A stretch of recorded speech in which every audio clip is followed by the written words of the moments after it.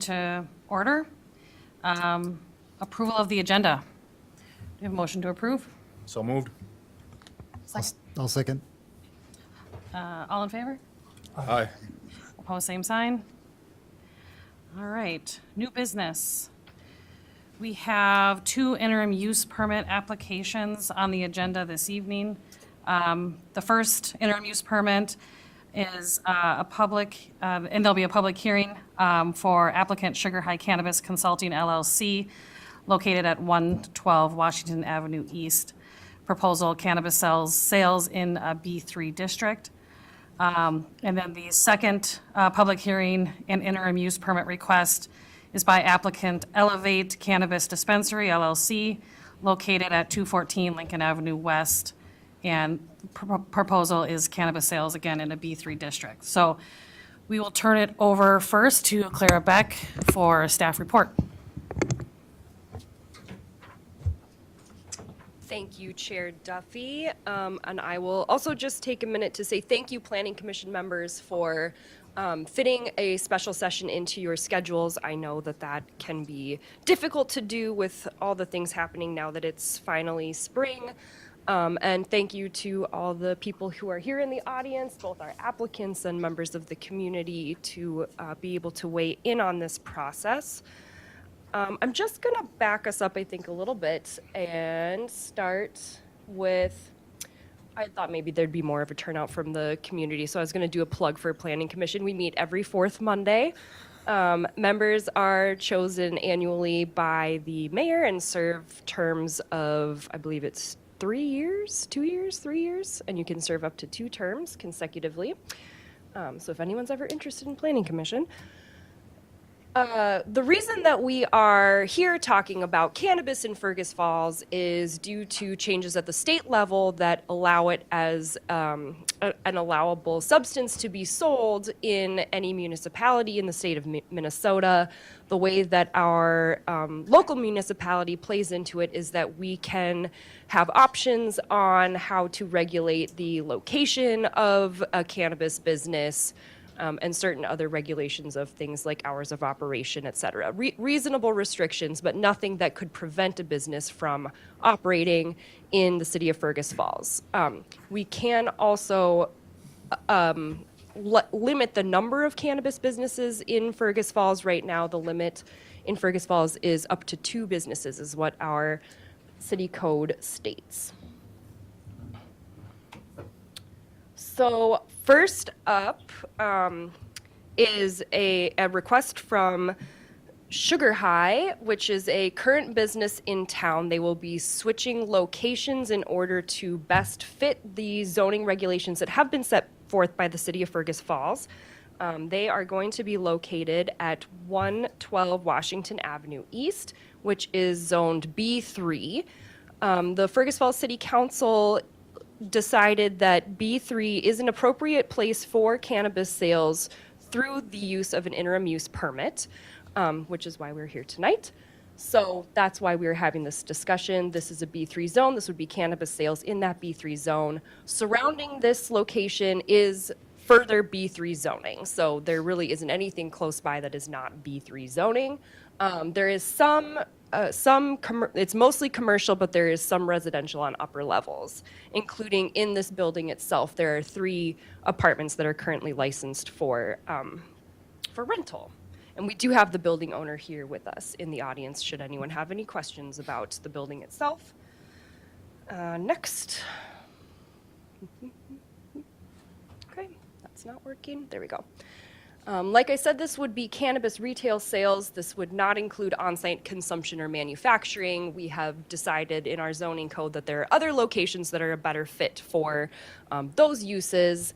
And the applicants are reporting that there are only going to be interior renovations to the building, so you would not see exterior changes to the architecture. Staff did go through all of the required criteria. Part of the city's process, oh gosh, I need to go back, is for an interim use permit is to apply the same conditions or to apply the same framework that we would use for a conditional use permit. So that's where we get the findings that we have. So the following criteria are what staff went through to ensure that this would be a good fit in the B3 zone. First, it's not going to be detrimental or endanger the public health, safety, or general welfare of the neighborhood or the city. Criteria is met in that regard. These are legal sales. It's a legal use of the substance here in Minnesota. And state and local laws regulate the actual operation of the business, and the business in their application agrees that they are going to be following all applicable state and local laws. So criteria is considered met. Will be harmonious with the general and applicable specific objectives of the comprehensive plan and code provisions. I have indicated that the criteria there is met. The city does not have a comprehensive plan, but as I mentioned earlier, the city council did determine that cannabis retail sales are a compatible use in the B3 zone with an interim use permit. 3, it will be designed, constructed, operated, and maintained so as to be compatible or similar in architectural and landscape appearance with the existing or intended character of the general vicinity, and will not change the essential character of that area, nor substantially diminish or impair property values within the neighborhood. Criteria indicated here is met. Again, only interior renovations have been proposed, which do not generate enough of an effect to affect surrounding property values, and operations are of a retail nature, which is, again, not out of character for the area, which is a commercial district.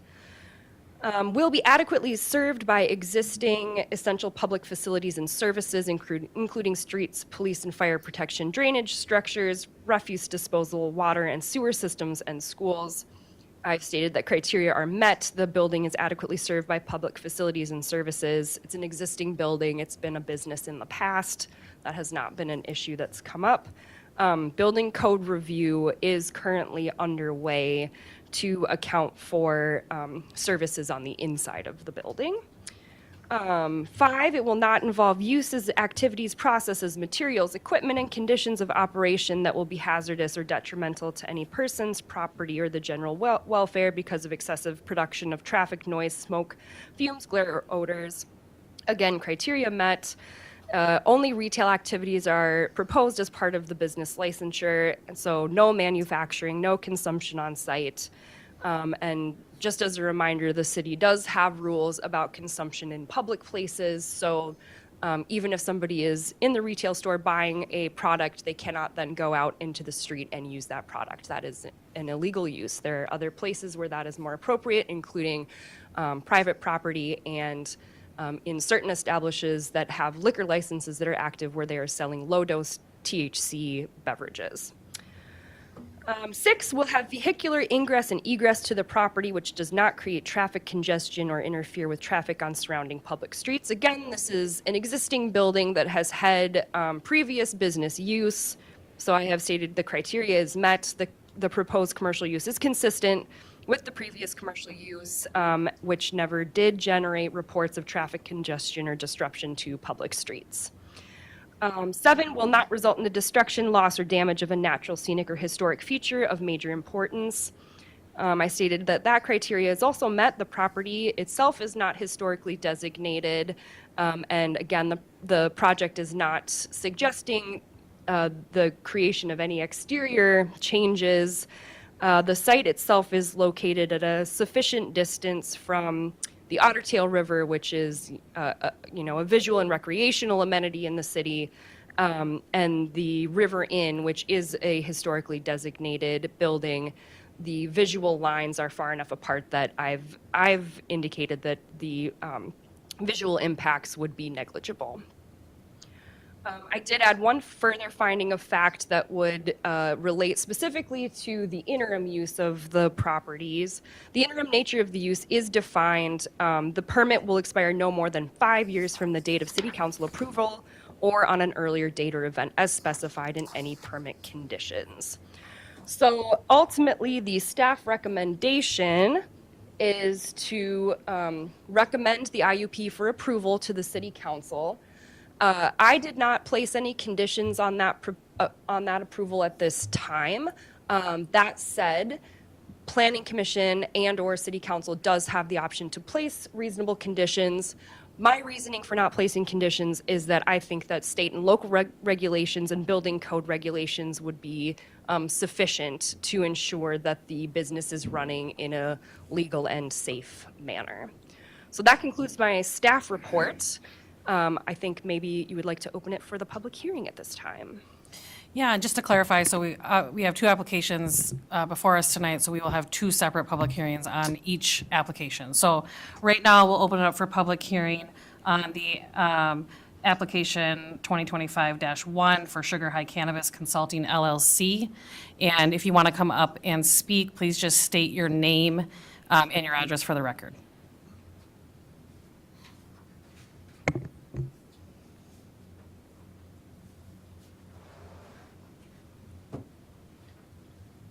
Yes, my name is Grant Davenport. I'm at 114 East Washington, so just up the road there. Can you explain a little bit on the 5-year period of this? Like, what happens after the 5th year? Does it become permanent, or is it another interim? They would have to reapply. Okay. And then in the application, I would state it just the building as it sits. When you talk about like exterior updates or changes, it's staying as is right now, just so I understood that correct? Yeah, the building owner is here if he wants to weigh in, but yeah, There's some repairs that need to be done there on the side of the building, so the building will be improved, but it won't change. Sure. much. Sure, just like, or Yes. signage or? Yeah. Yeah. Yes, thanks. Okay, all right. That's all I had, so thank you.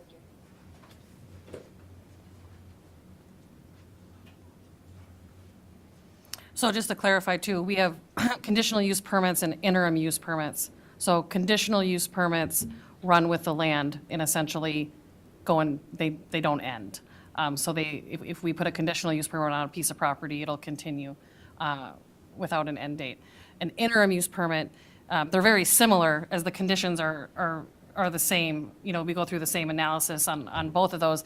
The difference is the time frame. So the interim is exactly kind of what that says. It's for that 5-year time period, and then it ends, and then they'd have to reapply and start again. So.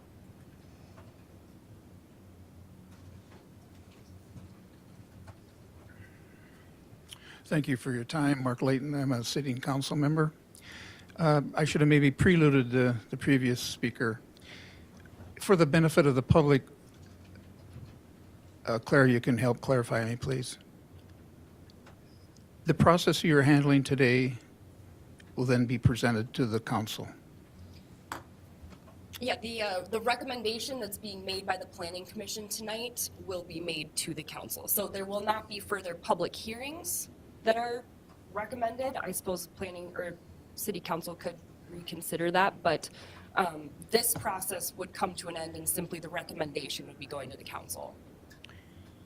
And how does the council know that all the qualifications have been made, that these applicants conform to the current ordinances that we have?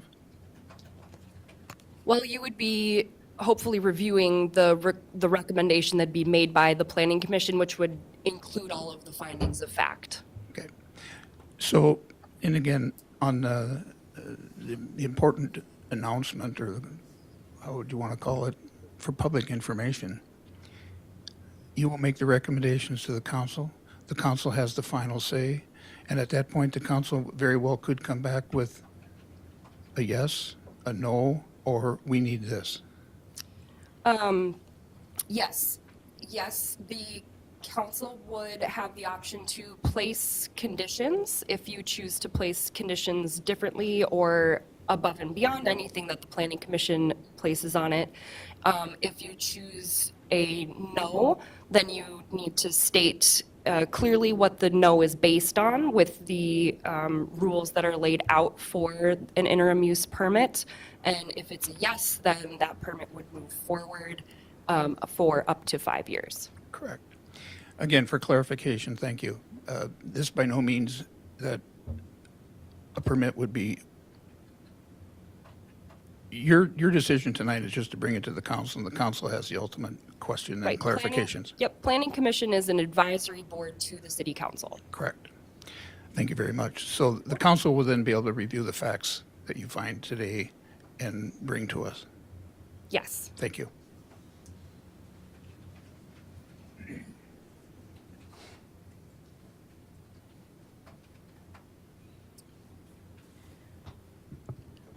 All right.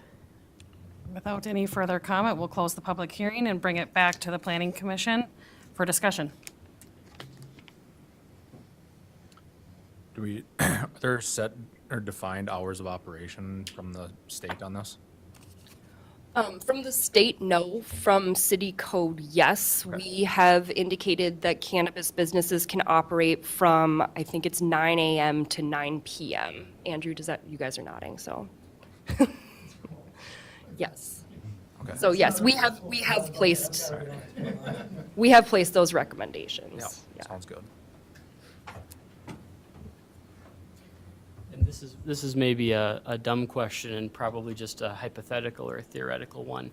But with an IUP, so there could be 2 of these in the city, right? And once the council grants one, it ties up that slot for 5 years.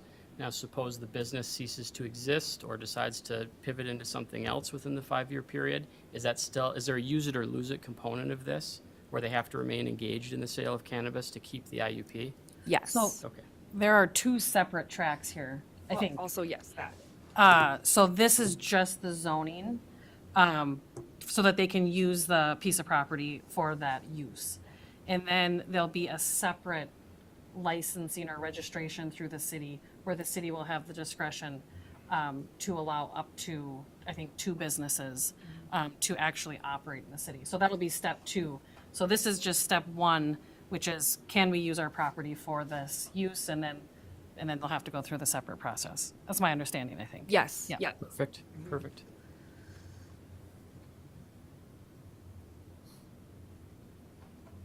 All right. Any further discussion? Do we have a motion? Yeah, I'll make the motion to approve with no conditions. And you said findings of fact, so these would be the findings of fact? No, okay, yep.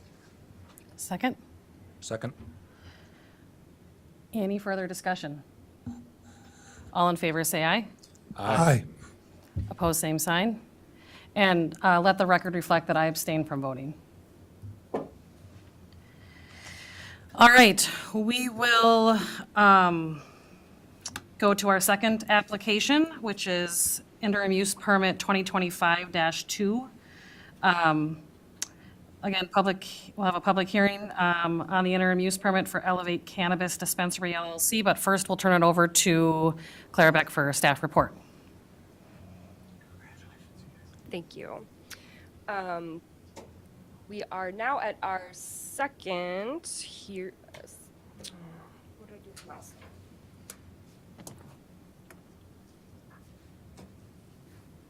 There we go. Okay. So this subject property is 214 Lincoln Avenue West. This business is actually already operating in this location. They are not proposing to change location. So they are in operation currently. Again, a B3 general business district, very similar land uses surrounding this business, commercial and some upper level residential. This building itself does not have any residential above it, so that is a difference. Keep trying that and it keeps not working. There we go. Proposed use, this is a cannabis retail business. Again, no on-site consumption or manufacturing as part of the business operations, and no exterior changes were proposed in the application. Staff has found that all the requirements have been met for conditional uses, and I will run through that similarly to what I did with our first application. So first, will not be detrimental to or endanger the public health, safety, or general welfare of the neighborhood or city. Criteria is met. Again, state and local laws are regulating the operation of these businesses. It is a legal use in Minnesota, And this business also put in their application that they are going to abide by all applicable state and local laws. They also noted in their application that they plan to engage, and I think already do some of this work, engage in regular outreach and education efforts in an effort to address any community concerns that may come to light. Next, will it be harmonious with the general and specific objectives of the comprehensive plan? Again, we do not have a comprehensive plan, but City Council has stated that in the B3 zone, this is an acceptable use with an interim use permit. So we do have that in code that we can fall back on. It will be designed, constructed, operated, and maintained to be compatible or similar in an architectural and landscape appearance with the existing or intended character of the general vicinity. It's not going to be changing the character of the area, nor substantially diminishing or impairing property values. Criteria is met. The business will maintain its current architectural characteristics, because again, no external changes were proposed in the application. Operations are of retail nature, which is not out of character with the area. Will be served adequately by existing public facilities and services, including streets, police and fire protection, drainage structures, refuse disposal, water and sewer systems, and schools. Criteria is met. The business is currently operational in the same location and, as far as the city is aware, is adequately served by those existing services. Will not involve uses, activities, processes, materials, equipment, and conditions or operations that will be hazardous or detrimental to any person's property or the general welfare because of excessive production of traffic noise, smoke, fumes, glare, or odors. Criteria is met. The business will continue operating in its current location with no significant changes to its retail operations beyond what is required in the new rules. And to date, the business has not generated reports of excessive traffic, noise, smoke, or other nuisances that I was aware of at the writing of this report. 6, will have vehicular ingress and egress to the property, which does not create traffic congestion or interfere with traffic on surrounding public streets. Criteria met. Again, the business will continue operating in its current location, and no reports of traffic congestion or disruption to public streets have been made.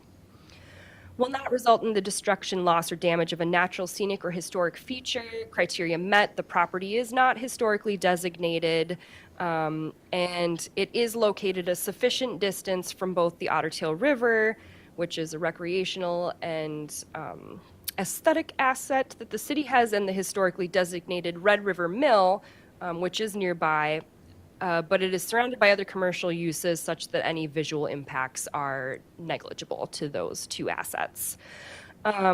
The final finding of fact that I've stated is the interim nature of the use is defined as the permit will expire no more than 5 years from the date of City Council approval or on an earlier date or event as specified in any permit conditions. So staff recommend that this IUP be approved and sent on to the City Council. Once again, I have not placed conditions on it. As I stated with our first case, I feel that state and local regulations are sufficient, including building code regulations, to account for the safety and general welfare of the city in regard to businesses that are operational in town. And it is up to the Planning Commission and City Council should you choose to place any conditions after the fact. So that is my report. All right. Thank you, Clara. We'll open it up for public hearing. Again, if anybody wants to come up and make any comments, just state your name and address for the record.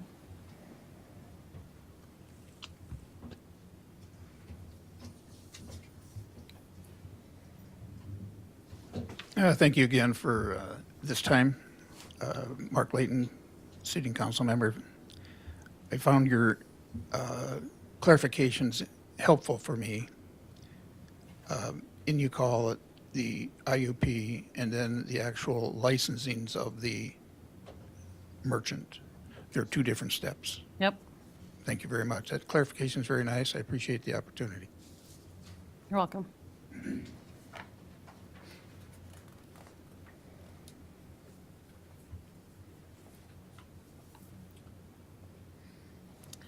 All right, without further comment, we'll close the public hearing and bring it back to the planning commission for discussion.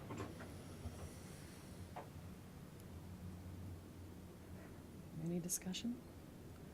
All right, do we have a motion? I'll make the motion to approve with no conditions and specifically findings of fact that mirror the staff report.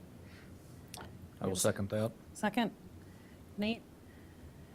Any further discussion? All in favor, say aye. Aye. Aye. Opposed, same sign. And you can let the record reflect again that I abstained from voting. All right. Without anything else, we will adjourn. Thank you.